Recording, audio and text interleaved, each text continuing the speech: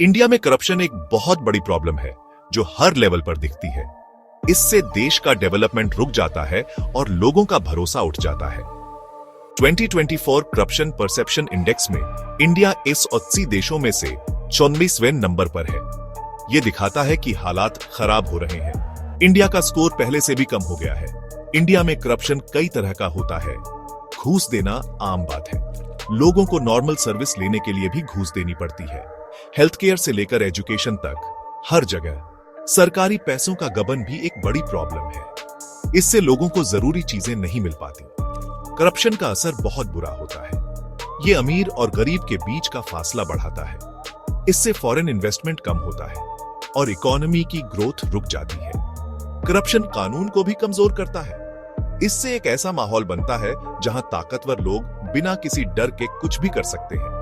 Corruption इतना फैल गया है कि कुछ लोगों को यह नॉर्मल लगने लगा है। यह बहुत खतरनाक है। इससे करप्शन और बढ़ता है। यह सिस्टम को खराब करता है जहां ईमानदारी की कोई वैल्यू नहीं रह जाती। इंडिया की प्रॉब्लम को समझने के लिए दूसरे देशों से कंपेयर करना जरूरी है।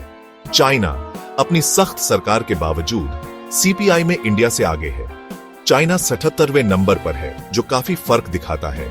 इससे पता चलता है कि चाइना करप्शन कम करने में ज्यादा कामयाब रहा है। इसी वजह से चाइना की इकोनॉमी बढ़ी है। चाइना की इकोनॉमी अब इंडिया से 5 गुना बढ़ी है। अमेरिका, जो डेमोक्रेसी का एक बड़ा उदाहरण है, सीपीआई में इंडिया से बेहतर है, 28वें नंबर पर। लेकिन यह भी ध्यान रखना जरूरी है कि अमेरिका का स्कोर भी कम हुआ है। यह दिखाता है कि करप्शन एक वर्ल्ड वाइड प्रॉब्लम है जो डेवलप्ड देशों को भी परेशान करती है। इन रैंकिंग के बावजूद ये याद रखना जरूरी है कि करप्शन हर देश में अलग तरह से होता है। इंडिया में घूस ज्यादा चलती है तो अमेरिका में कॉर्पोरेट लॉबिंग और चुनावों में पैसों का खेल चलता है। हर देश को अपनी प्रॉब्लम्स खुद सॉल्व करनी होंगी ताकि एक अच्छा और बराबरी वाला समाज बन सके। करप्शन इंडिया के डेवलपमेंट में सबसे बड़ी रुकावट है। ये एजुकेशन, हेल्थ केयर और इंफ्रास्ट्रक्चर जैसे जरूरी सेक्टर्स के पैसे को खा जाता है। जब सरकारी पैसे का गबन होता है तो स्कूल टूटते हैं, हॉस्पिटल्स में जरूरी सामान नहीं होता और सड़कें खराब रहती हैं। इसका सबसे बुरा असर गरीब और कमजोर लोगों पर पड़ता है। उन्हें उनके बुनियादी हक और मौके नहीं मिल पाते। गरीब बच्चों को सबसे ज्यादा नुकसान होता है।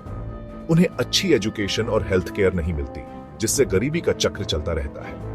इसके अलावा करप्शन फॉरेन इन्वेस्टमेंट को कम करता है और इकोनॉमी की ग्रोथ रोकता है।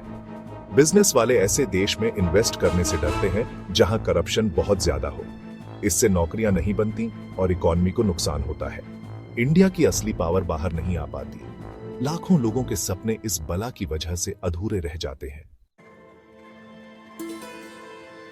करप्शन से लड़ने के लिए कई चीजें करनी होंगी। सबसे जरूरी है इंस्टीट्यूशंस को मजबूत करना। इसमें एंटी करप्शन एजेंसीज को पावर देना, जजों को आजादी देना और हर लेवल पर ट्रांसपेरेंसी और अकाउंटेबिलिटी लाना शामिल है। चुनाव के नियमों में भी बदलाव जरूरी है। पॉलिटिक्स में पैसों के असर को कम करना बहुत जरूरी है। चुनावों में पैसों के इस्तेमाल पर सख्त नियम और पॉलिटिकल पार्टी के फंडिंग में ट्रांसपेरेंसी होनी चाहिए। इसके साथ ही ईमानदारी और अच्छे संस्कारों को बढ़ावा देना भी जरूरी है। ये एजुकेशन से शुरू होता है। स्कूल और कॉलेज में बच्चों को अच्छे संस्कार सिखाने चाहिए। मीडिया का भी बहुत बड़ा रोल है करप्शन को दिखाने और ताकतवर लोगों को जवाबदेह बनाने में। आखिर में लोगों की भागीदारी सबसे जरूरी है। लोगों को अपने लीडर्स से जवाब मांगना चाहिए। उन्हें करप्शन के खिलाफ लड़ाई में आगे आना चाहिए। लोगों की बेरुखी करप्शन को बढ़ावा देती है। मिलकर काम करके इंडिया के लोग करप्शन से मुक्त भविष्य बना सकते हैं।